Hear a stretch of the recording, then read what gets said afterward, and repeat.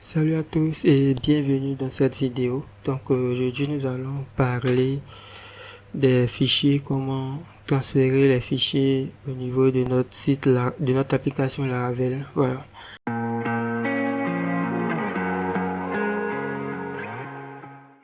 Donc on va toujours venir au niveau de la documentation de Laravel. On clique sur Digit, King Deeper et ensuite on va voir la partie File Storage. Il faut savoir que au niveau de Laravel ne va pas transférer vos fichiers au niveau du dossier public. Voilà. Donc, lorsque vous allez vouloir uploader un fichier, vous n'allez pas pouvoir transférer vos fichiers au niveau du dossier public.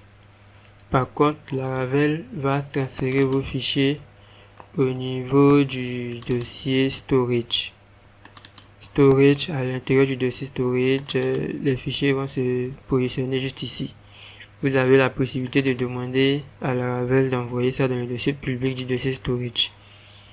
Maintenant, ce qu'il va faire, il va faire un lien symbolique entre le dossier public du dossier app qui est dans le dossier storage et le dossier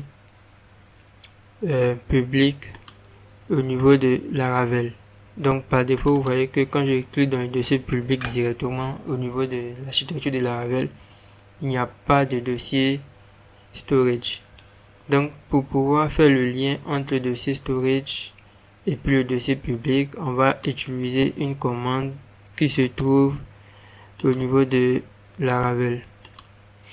Et cette commande là, c'est plutôt php artisan storage 2.link.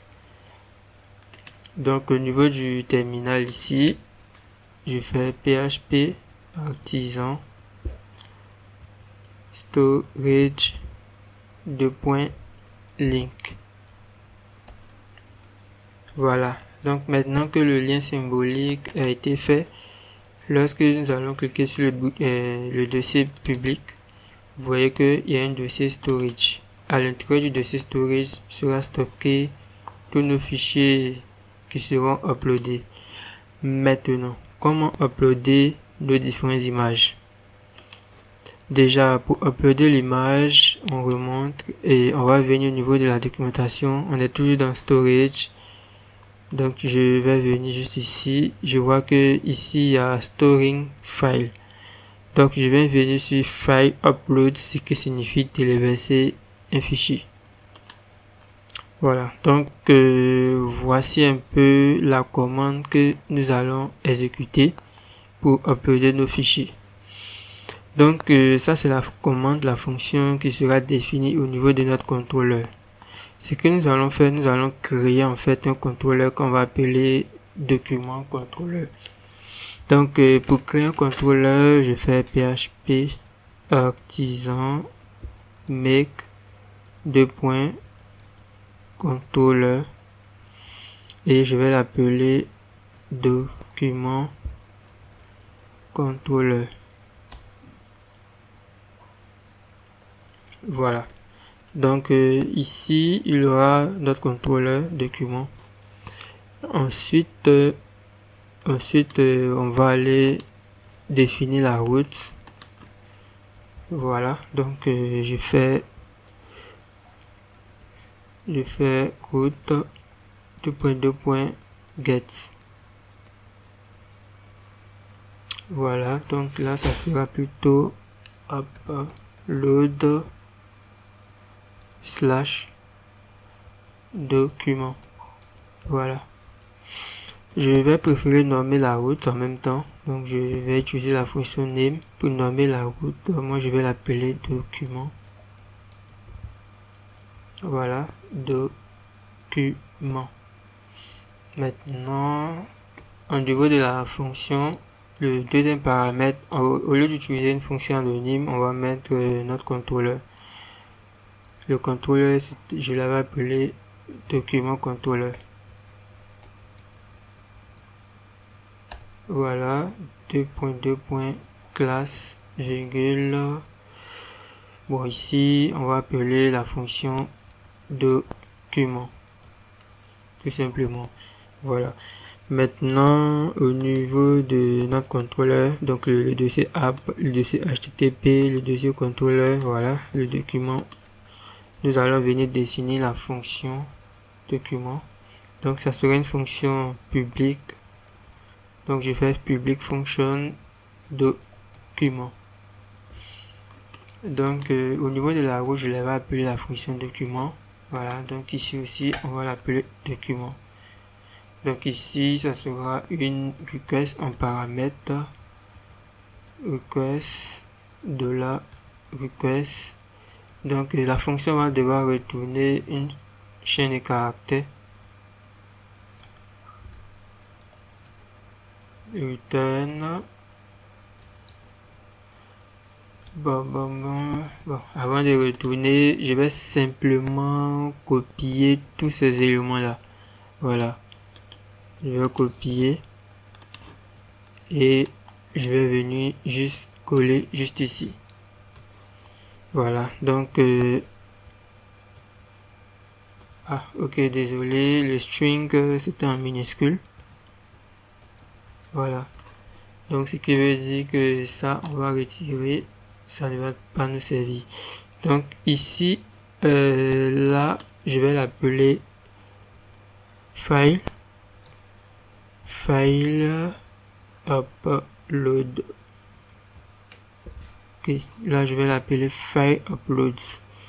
Maintenant ici ça sera notre document, notre dossier document avec S, puis on va mettre bon là je vais pas mettre le dossier, le répertoire public, vous allez voir la différence, pourquoi il va pas s'afficher. Maintenant au niveau du fichier welcome, juste ici on va venir définir un petit fichier, un petit formulaire pardon. Donc ça sera un formulaire en poste. Donc ici, vu que j'ai nommé la route document, donc je vais mettre le nom de la route document tout simplement. Donc ici, vu que c'est pour transférer un fichier, donc je vais mettre en type multipath-form data. Voilà. Et maintenant, on va mettre le champ de type input. Input type, ça sera un file. Et le name, bon, je vais aller regarder, je l'avais appelé file uploads. Donc, je vais mettre le même name juste ici. Voilà. Et puis, je vais mettre un autre input. Input type, voilà, ça sera plutôt un submit. Value, je vais mettre télécharger. Voilà. Donc là, on va pas enregistrer dans une base de données quelconque. Donc je fais PHP artisan save. En faisant PHP artisan save, ça va me permettre de démarrer sur le port 8000. Voilà. Donc on va voir un peu notre interface. Ok, donc voici le fichier. Bon, il manque quoi? Il manque la protection CSRF. CSRF, sinon ça va créer des erreurs. Donc j'actualise. Ensuite, je vais demander à uploader une image. Je vais uploader cette image là et lorsque je vais cliquer sur téléverser, ok, bon, il y a forcément une erreur quelque part, donc l'erreur va se trouver au niveau de la route. Voilà, je devais mettre une requête en poste et j'ai mis la requête en get. Donc on va venir actualiser. Ok, donc vous voyez que là il a retourné la chaîne de caractères document / le nom de l'image / .jpeg. Il a renommé carrément le nom de l'image. Voilà. Maintenant, vous allez voir que ici, il a uploadé l'image au niveau du dossier storage, dossier app. Vous voyez qu'il a créé un dossier document. Vous allez voir. Donc, lorsqu'on va revenir au niveau du dossier public, le dossier storage, vous voyez qu'il ne voit pas le fichier image, l'image, il ne voit pas l'image dans le dossier storage qui est dans le dossier public. Donc, pour pouvoir régler ce petit souci-là, donc au niveau du contrôleur, on va le précéder de public. Public/document. Voilà. Donc, en mettant public/document, donc au niveau du dossier storage, le dossier public, moi je vais supprimer ça parce que ça ne va pas me servir. Maintenant, on va retélécharger l'image. Je vais retélécharger la même image. Je clique sur télécharger. Vous voyez que là, il est maintenant dans le dossier public/document/ le nom de l'image.jpg. Vous voyez qu'il n'a pas affiché public, il n'a pas affiché storage. Il a juste affiché public/document/ le nom du fichier. Donc, il aura peut-être un petit problème. Mais par contre, au niveau du dossier storage, donc lorsqu'on va dans le dossier storage, dossier app, dossier public, dans le dossier public, il a créé un dossier document et puis il a envoyé l'image juste ici. Mais lorsqu'on va aller au niveau de la Laravel, vous allez voir que au niveau du dossier public, il a créé un dossier storage. Dans le dossier storage, il a créé le dossier document. En réalité, c'est tous les éléments qui sont dans le dossier document qui sont accessibles facilement au niveau de la Laravel. Donc, tous les fichiers dans le dossier document sont facilement accessibles au niveau de la Laravel. Voilà. Donc, lorsque vous allez vouloir uploader vos différents fichiers, vous devez le précéder du répertoire public, et puis vous allez pouvoir le mettre dans votre dossier. Maintenant, pendant que vous allez vouloir enregistrer dans la base de données, vous aurez besoin de quelque chose. Vous aurez besoin en fait de remplacer le répertoire public par le répertoire storage pour pouvoir avoir accès au fichier qui sera stocké pour pouvoir l'afficher plus tard. Donc, comment est-ce que vous allez le faire? On sait que dans le dossier path, il y a le répertoire absolu du fichier. Donc, on va créer une deuxième variable qu'on va appeler repath.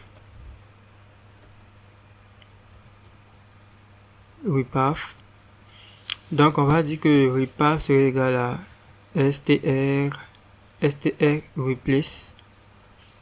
Donc, quand je fais str replace, c'est une fonction PHP qui me permet de remplacer des chaînes de caractères.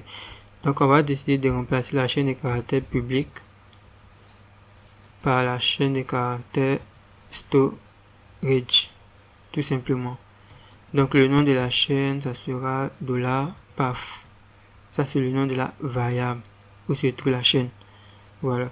Donc, si je veux, je vais l'afficher, je vais le retourner, vous allez voir ce que ça va donner. Maintenant, pour pouvoir enregistrer dans la base de données, bon, moi je vais rapidement utiliser une base de données SQLite. Donc d'abord, on va créer notre modèle. Ok, donc je crée le modèle, donc je fais PHP artisan make modèle.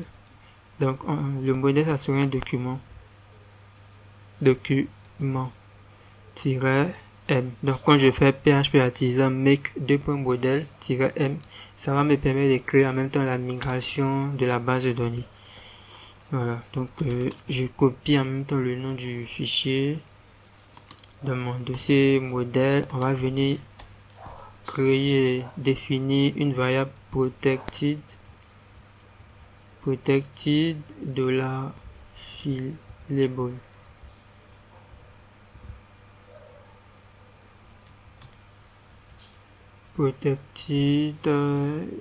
$fillable.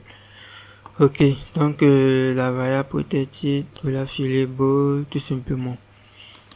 Maintenant, on va pouvoir l'enregistrer dans notre base de données, mais avant de l'enregistrer dans la base de données, Voilà, donc au niveau de la migration, on va venir définir la propriété. Donc ça sera de la table string, vu que ça sera peut-être une chaîne de caractères que nous allons stocker. Voilà. Maintenant, on vient au niveau de notre contrôleur. Donc au niveau du contrôleur, donc je vais définir une variable de la document. De la document serait égal à new document. Voilà. Vous voyez que lorsque c'est affiché, j'ai appuyé, ça a importé directement le modèle. Donc je fais de la document. Je vais dire de la document file upload serait égal à de la repath. Voilà. Donc ça va me permettre d'enregistrer ça, le nouveau lien qui a été remplacé, ou le répertoire public a été remplacé par le répertoire storage au niveau de la base de données. Donc maintenant je fais de la document save.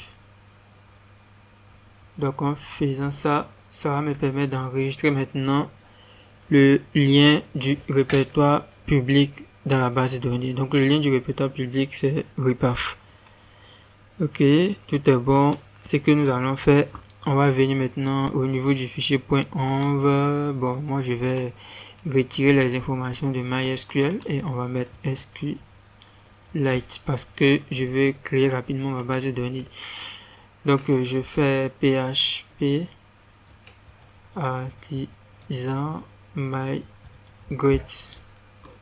Ok, donc logiquement on me demande si je vais créer le fichier database.sqlite. Je dis yes. La migration s'est bien passée.